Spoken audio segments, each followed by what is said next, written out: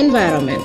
mooy suñu waruwaay mooy suñu dunda kon nag kaay la ñu sàmm suñu dëkkuwaay pour suñu ëllëg.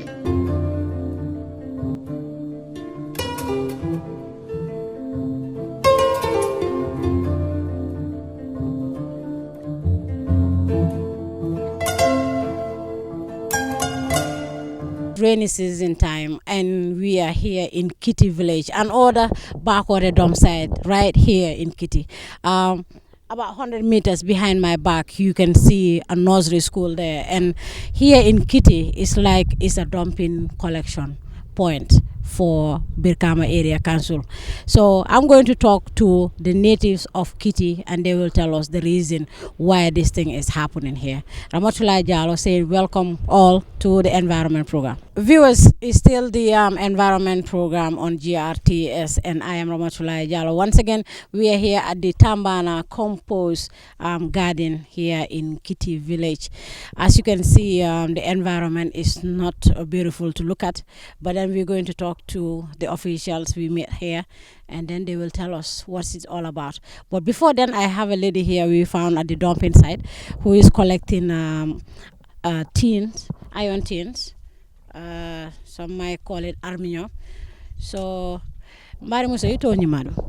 Tom Omiketalete. Ite ngetara jang ibe nyil fengol tombonka. Ika tombo munela. Nye fengol tenka na nyunu tombon ne puru na danyi ne. Because nka balu nyinela. Kana mbali to nga poti kotol tombo. Nye lipa. Ngata nga wafi. Nka mano sang wala to nkanda waloke wala to. Nka luaso jo wale fananto. So wala muntala penkoti. Bari yalon kabrita inata mbali to ngetara jang ibulol jube. Ibe norene ando ni nata ika nyimpotol chika dame ika tombon dame fen jamale bije comme tumbol ka taraje material mi yalon ko chemical lem ibe bije ando iman glofol dum fo ite malon nako ni ke bulo ta ka nyel tombo aka sasa dile ne fana bijane ne bembulle ne mi yalon ko nka wole bula fengo nyin kono nka saba mbuka mbulo dunje de nebe mbulle mi yalon ko adoko malam nka wole tanga balito nyin saba ni nga saba nim potol finde ta nga tombo nga ke boto kon ha. Okay, so say nga diningol fanan taraje fo albuka diningol bayje parce que yalon fengol jamal bije comme nga fo nyame min ka diningol courant parce que nga diningol taraje ibe la bulol taka ka domoro domo mbalito ka to nyalem dindingolu biko nyil loptani pengolu katani loptano fenkol fen jamale be nyindula to dal ntol fonga yalon ko nyindula fengol bije mil yala moy amon important fan tol fonga taji bar commune kori dalem ni manken tol fanan diati do ko le man soto balobe kole yarim bulu yo jannin dun yena a nyasi ye taroke wala fesiate ta kudo fananke mi yalon ko ani alala silo manta so wole kam bulani mbali to kono because marché to ni tata ji ye wandi bagaso ta o bagaso ya wafi man fenso ta je dia ko be wandi ko do tala ya sang mano la ya sanda wala la yeta ya adila dimbayal o julutiyol ya wuli noma so nato wole jibe ko jannin julutiyol ya wuli noma be no marché kono njon ta soto la ngana nyum mbali to janga fefe nganyum poti kotol tombo ni tombon tenke wafi nka wafi kedol ya jay ka fay dabo ha so say ni man say je ni programme ko no ay nyinin kay la fitam minna pour ge famma ko ani ila family ibe mu ne fola ni man say je nyin do ko kono ka pour kan nyinin ka mba fly ko ay ma koy do ko bundala mi yalon ko nte finance wo mutanno bana ya mbono la kata baga solta kana ka wafi mbe wo kenno la ha. In Barabake. That is the lady we found at the picking point. They call it a picking point. For us, we call it a dumping site. Actually, she doesn't have anything to do, so this is what she can do to help her family. With the environment still, we go and find the natives of the Kitty village. Mr. Gabriel, can you tell us the reason why we come up to this place? And because the viewers want to know why we are in Kitty. You know, I just woke up one morning and I had a call from Kitty residents that environment programs should come to Kitty. Why are we in Kitty? Greetings, everyone. You come to Kitty because the people in Kitty are worried. Wow. We are worried because we have series of environmental issues. One of them is the dump site. We've seen people from either Brickham or other places come and dump their waste in our backyard. So we are concerned. Having said that, we also have series of issues. One of them is regarding kids to come and scavenge in the dump site. One of them is the woman that does speak to you. So that is an environmental concern. We used to also have fish waste being dumped here. That is also another serious concern. And we've seen miners coming to mine. Whether they are licensed or not, we do not know that. And even if they are licensed, we would have loved to been informed by the government that this is happening around your backyard, because mining also have its own effects in the community. And as you can also see that the dump site is so close to our settlements. So and a place like the Anne Marie basic cycle school is an important institution, and the kids that are going to be leaders of this country tomorrow are the people that will be affected by this waste and other concerns that we have in the environment. So basically, that is some of the reasons why we actually want you to come to Kitty, because we as natives are not satisfied, and if at all one citizen in the country is not satisfied, that should be a concern to every citizen in the Gambia. So basically, that's why we think that it's good for Gambians to know what is happening around us. Did you ever involve the stakeholders or the government in what is happening in Kitty?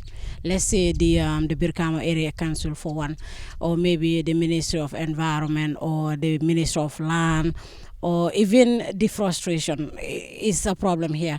The other stakeholders maybe will be we see a garden here, maybe FAO have a stake in it. Did you ever contacted anybody, any stakeholder in the issues that is happening here? So over the past 2 to 3 years, we've engaged different stakeholders, from the government, civil society, among others. We've been to almost every office that we know. If you have not been to any office, we've written to those offices. So few of them came and see for themselves. And some of them, when they come, they express to us that it's a concern. Some of them, of course, that when you occupy certain positions, you are not, you can only say, when you are actually directed to say. But we also know that not any one of them would prefer to come and stay close to this particular place given the health concern. So be it health, be it environment, be it the area council, be it our even councillors that are around us, we've actually engaged them regarding this place. And like we always put it, look, we are natives of Kitty Village today. Some of us may have houses that are even outside Kitty, meaning we will not be affected directly by this problem. But those that are far away from Kitty, be it in Banjul or whatsoever, they may have houses that are close to this place. So what we are just saying here is, it's a health concern, and a health concern is a Gambian concern. So basically that is it. But everybody that we think should know about this, we've engaged them. Some of them even come here, be it journalists or whatsoever, we actually engage them. When we were coming in your vehicle, actually, we have seen signboard of new estates. And if you look at the estate on the other side, it's beautiful, it's clean, where they have the estate. But opposite the estate, the other side of the road, is all dumb. So what are you advising to license givers to these estates? So I think, like we always put it, many a times people that are into business only look at their financial gains, but they do not look at other aspects like the health concern of the people that are actually involved. So what I will tell the estate owners is, well, it's time for you to know the environment where your estates are, because the people that you are selling these estates to will not complain today, but in the next 5 years they will feel disappointed, and if they feel disappointed, meaning even the resources that you have get from them, some of them may actually sue you, because they will tell you that you will not disclose this to us, because when you are presenting this to us, you told us that it is around Kitty and it's a nice place or whatsoever. But if they come and find out that this is what is happening, some of them may be disappointed with you. So it's about time for you to be part of this cause, to make sure that the environment that you are putting your fellow Gambians in is an environment that they deserve to live, and it must be something friendly. Yeah. We're still in the garden, Tambana Compost Garden, here in Kitty Village, and I have the person who is responsible for this garden. So what's your name, please? Baba Dabo. Okay. Mr. Dabo, what is your responsibility here? I'm the manager of this compost plant. Okay. How long have you been here? Yeah, almost for 3 years. 3 years. What do you do here?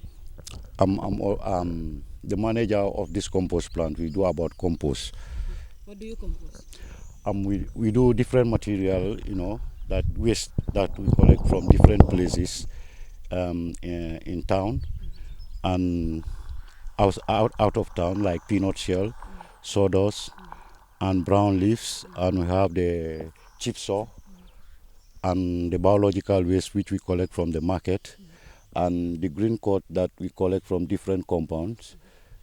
Those who cut their trees, maybe they want to throw it outside. Maybe we have a car to collect it and bring it to our company.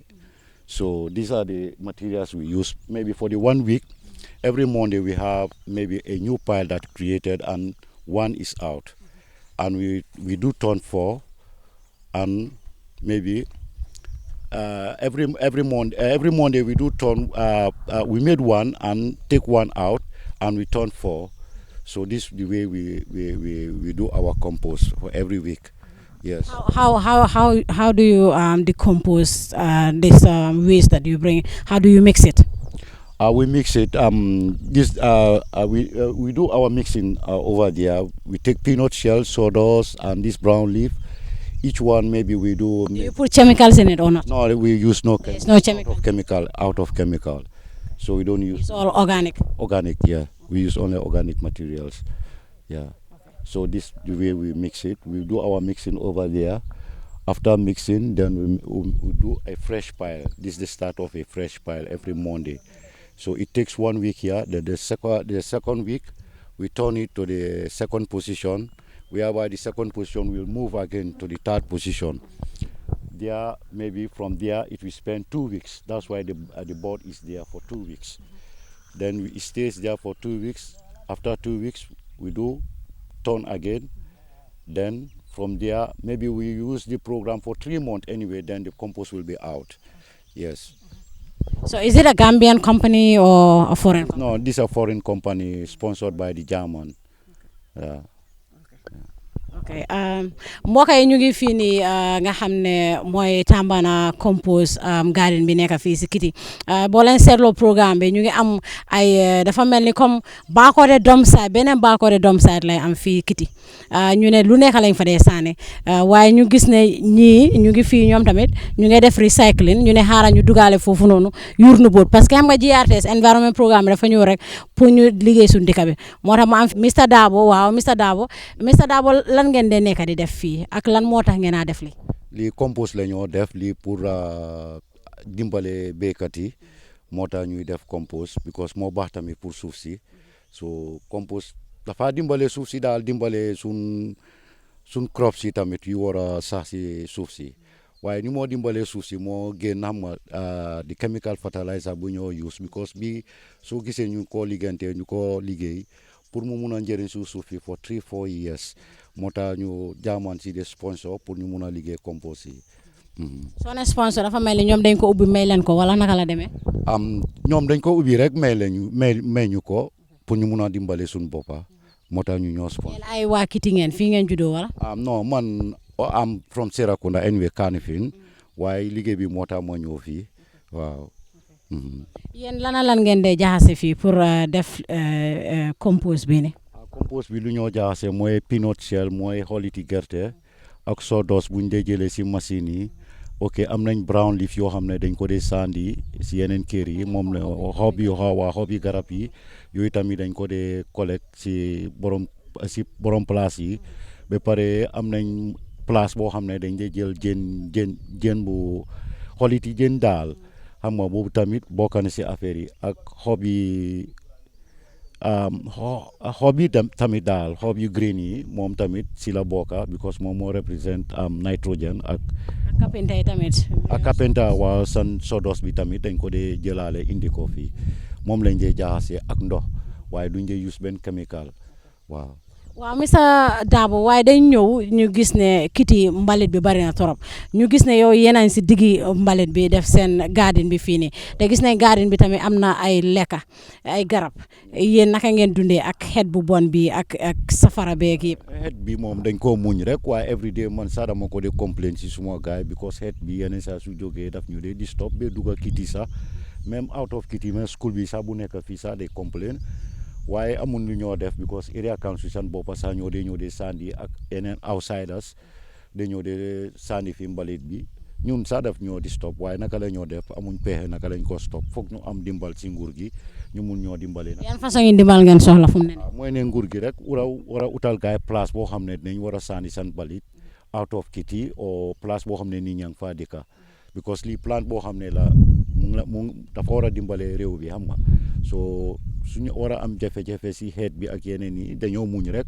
waaye metti na lool pour ñu war a muñ waa feebar la pour ñu war a continuer ci lii waaw so suñu mun a dimbale daal mooy ne ñu stop o utal gaay place boo xam ne dinañ mun a sànni seen mbalit ba pare tekki mbalit bi tamit waaw parce que xale yi tamit da ngaa gis ne man mi sax dama dee waa sometimes Friday Saturday Sunday suñ demut school fii laa leen dee daaxa all the time because butéel yi péngu yi kenn xamut yëpp la ñoo sandi ba pare dañ ko dee force à return delluwaat ko si kër gi so kenn xamut la na nekk even this doctor's materials yu ñoo use from the hospital yëpp la ñoo dom definitely so dañ soxla ndimbal daal. mbokk yéen a dégg loolu noonu Mr Darboe mu ne gars yi dañ soxla ndimbal soo gisee liñ fee sànni xale yi ñu ngi koo foraat di ko yóbbuwaat si kër yi te xam ngeen ne luñ sànni ba pare doomu aadama war koo foraat yóbbuwaat ko si kër yi li moo indi bari na dina indi jàngoro waaye dina indi lu paase jàngoro parce que ñu ne jàngoro boo xam ne bu duggee si kër xëy na yaay bi dina ko am doom bi dina ko am papa bi dina ko am dëkkandoor yi nañ ko am te Gambia bari na kër lu waas so ñuy ñaan daal ñi nga xam ne ñoom ñoo responsible pour li ñu dimbale waa Kitty dinañ dem nag wone tamit fan la gaay di def sand mining parce que soo leen déggee si waxtaani Mr Jibril bi mu ngi wax ne sand mining bi problème la maanaam suuf bi ñoo tibba di ko gas fii yëpp beneen problème la xam naa ne dinaa dem nag waxtaan ak ñi nga xam ne tamit ñoo responsible si boobu fànna su boobaa ñu xam lan moo tax ñuy jox ñuy laysin ñuy def loolu noonu te ñu ngi toroxal ñeneen ñi nga xam ne ñu ngi dëkkee fii. environment programme Ramatulaye Jallow ànd ak Diba suma caméraman Mr Simon fi ñu nekk nii Kitty man li ma fi gis xam naa ne mbokk yi seetaan environment programme te dinañ jaaxle ne mosu ñoo na xam ne li moo nekk di dox biir Kitty fi ñu nekk nii fi mu tudd naka. fii moo tudda comme lu ñu dee waxee rek Kitty waaye fii lañ bugg a def comme Tambala li ñu doon wax noonu so fii lañ dee gas suuf bi so da ngaa gis ne comme que fu ñu jógee fale ba fii gis nga fii yëpp garden la woon waaye léegi bu ñu commencé di gas suuf bi jigéen ñi ñu ngi muuf te yow foog naa gis nga tey nii léegi lu mu mel so nuñ di gën a ñëw noonu lañ gën a muufee so dafa tax jigéen yu bari léegi duñ mun a liggéey naa ko fii because of nga gas suuf bi bu fi nekk nii waaw so loolu la ñoo waxtaan nii ñun seetu ne comme pour ñun la waaye ñu ngi xalaat pour ëllëg génération bi ñëw so foofu la ñu war a bàyyi xel daal because lii su continuer am naa ñu ngi dëkk fii sax xëy na duñ dëkk comfortable de so loolu la ñoo xalaat nii daal ndax nguur bi naka la ñoo def pour at least remedy this situation. waaw suñu ne remedy this situation xam naa ne stakeholders ya ñoo seetaan nguur gi ñu ngi seetaan programme bi xam naa ne nañ si jël ay jéego def si ay matuwaay ba fii nga xam ne lii nga xam ne sand mining la man musuma gis suuf bu weexee nii dama dee gis trop gi rek di romba waxaw moo ne fii lañ ko doon jëlee moo tax tey environment bu ma ñoom Mr Gabriel Kole rek moo Mr Gomez ma ne fii foog ma ñëw fii ndax dëkk bi xam lan moo nekk di xew fii ndax ñi dañ leen jox licence ndax xam ngeen si dara. ci ñun de xamuñ ci dara waaye ñun laajte fii loolu ñoom lu ñu wax mooy am na benn famille ñu ne ñoom moom fii soo ñooy jaay suuf bi waaye area council bi nag mun naa xam na am nañ ci dara soo ñun ci ñun clear daar anga because ñu doon laajte fii yëpp anga suñ investigation yëpp ñu ne benn famille moo ne ñoo moom place bi yaa ngi gis soo léegi famille boobu lañ xamul waaye foog naa nguur dinañ xam ci dara because suuf bi ñu bari luñ dee wax ñu ne suuf bi moo dee jógee fii dem di sampa foog naa conference hall bi fale because bi nekk yooni Sénégambia bi because ñu ne xam nga gars yi suuf bi lañ recommend yaa ngi gis so léegi xam naa ne nguur bi xam nañ ci dara xanaa ñoo ñu leeral ñu ndax ñoo dee jaay fi ñoo yónni gaay fi ndax family boobu ñoo moom fi ndax area council la so it's not clear to us daal so loolu la waaye ñun suñ xalaat bi mooy jigéen ñi ñu dee am naa ko fi di dundal seen jaboot fi loolu la ñoo xalaat. waaw parce que seet nañ naa ko gis nañ ne naa ko yëpp a ngi wow teen yëpp a ngi wow wax ñu woon ak fukki at ci gannaaw naka la fi meloon. ok mun naa wax fukki at ci gannaaw noonu time boobu origa yi foofu lañ fii lañ doon uti lunch pour gasal jigéen ñi teen waaw mun ngaa gas 2-3 teen ci bés bi nga am sa nga because of soriwut jigéen dañ dee sëga fii rek root seen ndox bi di commencé di nga roose seen naako yi waaye léegi yow gis nga léegi fu mu nekk ne fa ñuy use poulet because ndox bi dafa sori torop lu ko koos mooy luñ dee gas fii moo tax ndox bi yëpp anga bu demee benn baa ngi wàcca waaye time boobu fii lañ doon uti lañ soo strange fii nga dee daw si nga gas ñetti teen rek nga am sa xaalis waaw suñ demutee school so fii lañ daan gasee teen yi nga benn teen $10 nga dem yow yaa ngi kontaan fekk dafa mel ni yow yaa ngi amee $50 sax waaye léegi fu mu nekk nii yaa ngi gis ku la jox gas teen benn teen sax doo ko mën a jeexal ci a week because yow gis nga ci sa boppa so loolu mooy problème bi léegi naa so nguur bi fo ñu seet fii daal waaw because dañ dee dégg ñu ngi wax waaye xëy na ñoom ñu war a stakeholder ñu war a jël action bi xëy na xamuñ lu ñu xew fii waaye dañ war a try am na ñu bari ñu binda te mujjee bi especially time bi ñu doon that liquid waste bi because geology ñëw nañ fi def test waaye benn tey result boobu xamuñ ko because dañ test suñ teen yi yëpp suñ pompe yëpp suñ dox bi luñ dee use waaye benn tey result bi génnaangut almost getting to 2 years getting to more than a year getting to 2 years waaye the result is not yet published wala ñu ñëw ci ñu ne la waa either the water is affected or not affected everything is just silence like that so loolu moo ñu gën a anga ite daal ñu xam suñ condition bi lan moo xew. demu leen si bureau bi foofu wax leen ñu seen results. anyway am na ku responsible ci loolu moom mu ngi def jéego am bi pour dem in and out bi but still now mënut a ñëw ak result bi waaw so moo tax nga ñun dañ dee am ku nekk ak sa responsibility so duñ mën a tëb rek ñu counter la wala ñu jël sa responsibility yow liñ la ne lii yaay responsibility yow yaa war a find out so all the time we'll be asking you what is the outcome but still now kooku tam mu ne benn tey gaañ waxuñ ko dara waaw.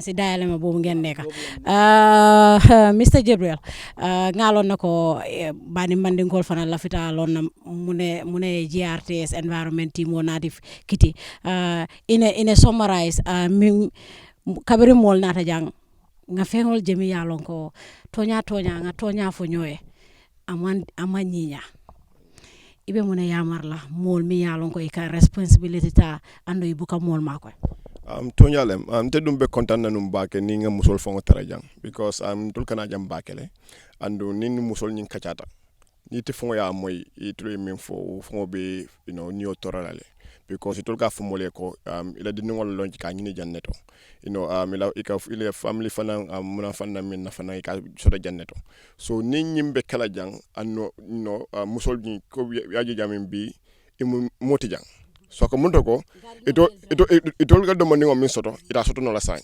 so itol ba soto la min to la sañ so wolen ko ti mi alon ko itol fana ni o tora mi alon ko because mba mañol lem ani fa mañol fon itol kana janne so ni mon fen soto jang ak munto ko nakiti mo jamal bijel mi alon ko ikay mon ifo famuna fanjanna mi alon ko di fenso to ko tenke anu mun ni tora baltin tol fe dal mi alon ko amandi amole andung komi ñing fen ko mi beke kanjang kule mi alon ko mansa kuna nyanda jubelan because komi shamu ya fo nyami ndolla dinni wato mo jamal kananu jan na ko bi janneto na fen ko ngana wati jama fon ke janne so ni mo me keta banko ti mi alon ko nga mol binal ya sing dol ya mala fo yelan sin fo me yelan sin mo ni tora balti dal andu lafta masakunda nyi jube baki moy la yamaro ci sa na yamaro minti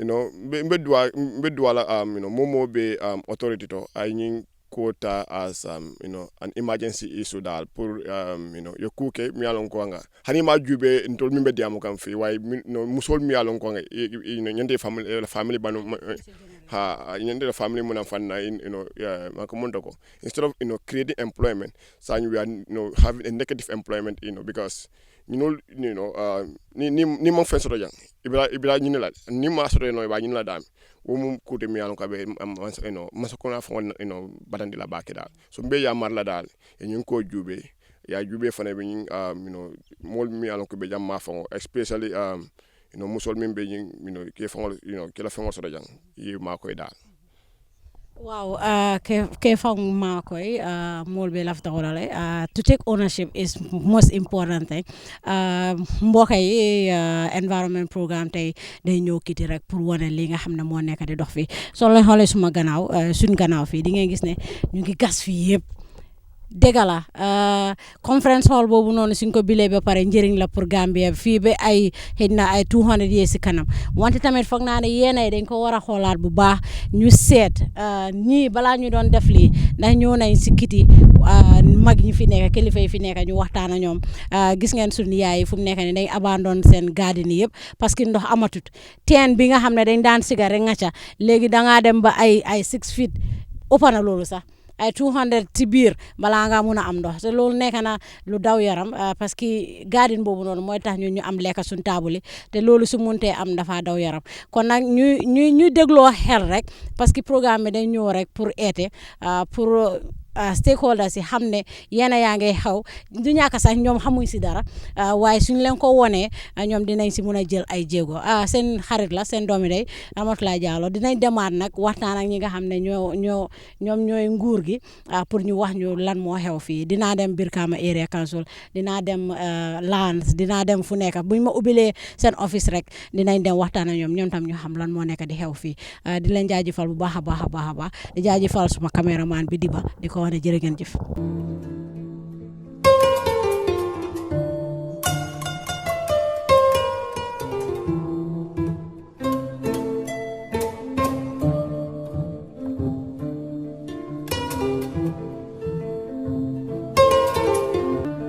environment mooy suñu wóoruwaay mooy suñu dunda kon nag kaay la ñu sàmm suñu dëkkuwaay pour suñu ëllëg